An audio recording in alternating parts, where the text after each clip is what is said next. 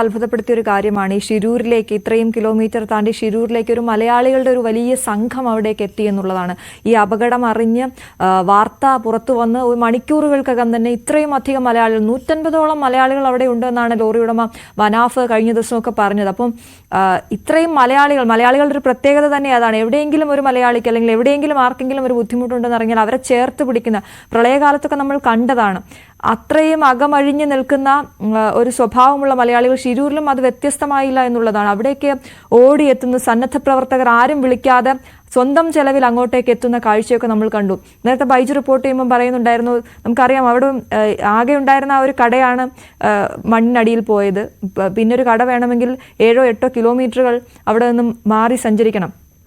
അത്തരത്തിൽ വെള്ളവും ഭക്ഷണവും പോലും ഇല്ലാതെ അവിടെ നിന്ന് രക്ഷാദൗത്യത്തിന് രക്ഷാപ്രവർത്തകർക്കൊപ്പം നിന്ന മലയാളികളെ കൂടി നമ്മൾ കണ്ടു. ഇത് തന്നെയല്ലേ കോഴിക്കോട്ടെ വീട്ടിൽ നമുക്ക് കാണാനുള്ളത്. പൊതുപ്രവർത്തകരടക്കം നിരവധി ആളുകൾ അർജുന്റെ കുടുംബത്തിനെ സമാധാനിപ്പിക്കാനായി ചേർത്ത് നിർത്താനായി അവിടേക്ക് എത്തുന്നില്ല വിനീഷ്?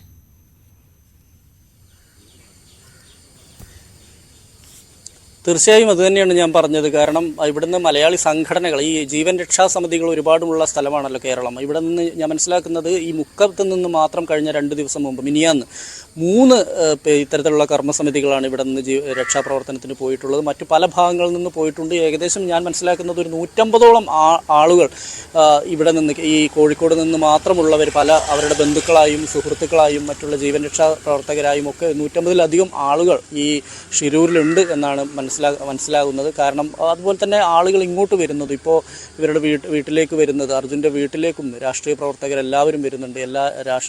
ഒട്ടുമിക്ക പൊതുപ്രവർത്തകരും സാമൂഹ്യ പ്രവർത്തകരും മറ്റുള്ള സാമൂഹ്യ പ്രവർത്തകരുമെല്ലാം ഇവിടെ സ്ഥിരമായി എത്തുന്നുണ്ട്. അവരെ ആശ്വസിപ്പിക്കുന്നുണ്ട്, ആശ്വസിപ്പിച്ചും മടങ്ങുന്നുണ്ട്. അതെല്ലാം നമ്മൾ കാണുന്നതാണ്. എന്തായാലും അർജുൻ്റെ ഒരു കാണാമറയത്താണ് അർജുൻ ഇപ്പോഴും. ആ ലോറിക്കകത്ത് അർജുൻ ഉണ്ടോ എന്നുള്ളത് മാത്രമാണ് ഇനി നമ്മൾ കാത്തിരിക്കുന്നത്, കേരളം കാത്തിരിക്കുന്നത്, മലയാളികൾ കാത്തിരിക്കുന്നത് അതാണ്. ഒപ്പം തന്നെ അവിടെ മറ്റൊരു കാര്യം കൂടി, കാരണം തമിഴ്നാട് സ്വദേശിയായ ഒരാളുടെ മൃതദേഹം കിട്ടാണ്ട് ആ തമിഴ്നാട്ടിൽ നിന്ന് എത്തിയ സംഘം അവരും ഇതുപോലെ തന്നെ കേരളത്തിൻ്റെ ഒരു സമ്മർദ്ദം ഉപയോഗിച്ച് ഇത് കണ്ടെത്തണം എന്നുള്ളത് പറയുകയും തെരച്ചിൽ ഊർജിതമാക്കുകയും ചെയ്തതോടുകൂടി അവർക്കും ഒരു ആശ്വാസം ലഭിച്ചു. അവരത് കൃത്യമായി തന്നെ മാധ്യമങ്ങളോട്, നമ്മൾ KV ബൈജു ഒക്കെ കൃത്യമായി നമ്മളെ പ്രതിനിധിയായി സംസാരിക്കുന്നത് നമ്മൾ കണ്ടതാണ്.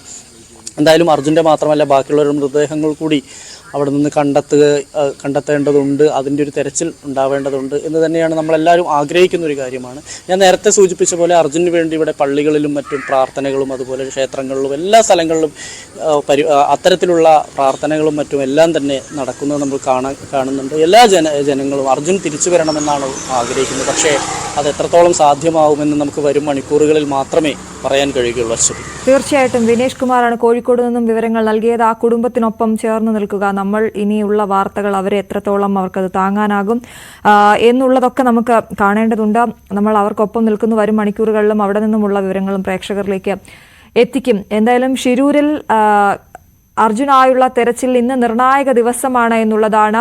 റിട്ടയർഡ് മേജർ ജനറൽ ഇന്ദ്രബാലിന്റെ നേതൃത്വത്തിലുള്ള സംഘമാണ് അവിടെ ദൗത്യം ഏകോപിപ്പിക്കുന്നത്. അദ്ദേഹത്തെയും നമ്മൾ പ്രതീക്ഷിക്കുന്നുണ്ട്. ഏത് രീതിയിലാണ് ദൗത്യം നടത്താൻ ഉദ്ദേശിക്കുന്നത്, സൈന്യം എന്തൊക്കെയാണ് അവരുടെ ലക്ഷ്യം, ഏത് രീതിയിലാണ് അത് അവർ നടപ്പിലാക്കുക എന്നൊക്കെയുള്ള കാര്യങ്ങൾ നമുക്ക് അറിയേണ്ടതുണ്ട്. അദ്ദേഹത്തെയും നമ്മൾ പ്രതീക്ഷിക്കുന്നുണ്ട്. വരും മണിക്കൂറുകളിൽ നമുക്കൊപ്പം പരിശോധനയ്ക്കായി കൂടുതൽ ഡ്രോണുകൾ ഷിരൂരിലേക്ക് എത്തുന്നു എന്നുള്ളതാണ് KV ബൈജു അവിടെ നിന്നും നമുക്ക് ലഭ്യമാക്കിയ വിവരം. ഇന്നലെ നടത്തിയ തെരച്ചിലാണ് ലോറി കണ്ടെത്താനായത്. മൺകൂന രൂപപ്പെട്ട സ്ഥലത്ത് നിന്നും 15 മീറ്റർ താഴെ തലകീഴായ നിലയിലാണ് ലോറി ഉള്ളത് എന്നാണ് സോണാർ ഉപയോഗിച്ചുള്ള തെരച്ചിലിൽ നമുക്ക് ലഭ്യമായിട്ടുള്ള ചിത്രം. ലോറി കണ്ടെത്തിയ സ്ഥലം അടയാളപ്പെടുത്തിയിട്ടുണ്ട്. എങ്കിൽ പോലും ഇന്ന് ഒരിക്കൽ കൂടി സോണാർ ഉപയോഗിച്ചുള്ള സിഗ്നലുകൾ അയച്ചുള്ള പരിശോധന നടത്തിയ ശേഷം കൃത്യമായി ആ സ്പോട്ട് കണ്ടെത്തിയ ശേഷമായിരിക്കും അവിടേക്ക് ഡൈവേഴ്സ് പോവുക. ഈ ഡൈവേഴ്സ് പോയി അതിനുശേഷം അവിടെ അത് അർജുന്റെ ലോറി തന്നെയെന്നും അത് ട്രക്കാണ് എന്നുമുള്ള സ്ഥിരീകരണം അവർ നൽകണം. അത് നൽകിയ ശേഷം അതിനകത്ത് അർജുൻ ഉണ്ടോ എന്നുള്ളതാണ് ഏറ്റവും പ്രധാനപ്പെട്ട കാര്യം. അർജുൻ എവിടെ എന്നുള്ള ചോദ്യത്തിന് ഇന്ന് ഉത്തരം കിട്ടിയേ മതിയാകൂ. എന്തായാലും നമ്മൾ ആ ദൃശ്യങ്ങളിലൊക്കെ കണ്ട ആ ഗംഗാവലി നദിയുടെ നടുക്ക് മൺകൂന രൂപപ്പെട്ട സ്ഥലത്ത് നിന്നും